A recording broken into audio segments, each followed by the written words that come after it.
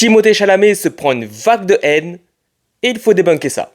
Toujours en pleine promotion de son film Marty Suprême, Timothée Chalamet s'est prêté au jeu de l'interview croisée de CNN et Variety avec l'acteur Matthew McConaughey. Et une séquence a fait réagir tout internet où l'on peut entendre Timothée Chalamet dire qu'il ne veut pas travailler dans l'opéra ou le ballet.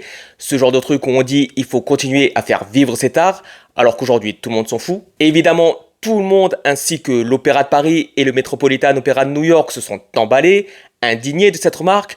Mais ce qui est fou, c'est que comme d'habitude, tout le monde est un peu teubé et personne n'a pris la peine de recontextualiser sa remarque, qui était juste dans une conversation où les deux acteurs en gros parlaient de leur crainte de voir le cinéma mourir, et Timothée Chalamet a juste fait le lien avec l'opéra et le ballet qui n'ont plus la même vigueur de fréquentation qu'autrefois, et c'est une vérité, il y a plein de chiffres qui appuient ce propos. Il a peut-être été maladroit, mais ça se voit qu'il n'a jamais voulu être offensant, il s'est vite repris et s'est excusé direct. Et il ne faut pas être hypocrite, tous ceux qui se sont indignés, la majeure partie ne sont jamais allés ou vont sûrement très rarement à l'opéra. Et c'est un peu le but de ce genre de concept où deux acteurs discutent à la cool, c'est pour sortir des carcans de promos formatés et avoir des discours plus naturels.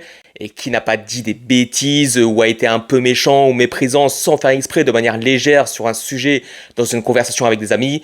Faut arrêter de proclamer qu'on est parfait, surtout que là, il s'est excusé direct. Après, il faut être honnête aussi, les haters ont sauté sur l'occasion pour faire du rage bait.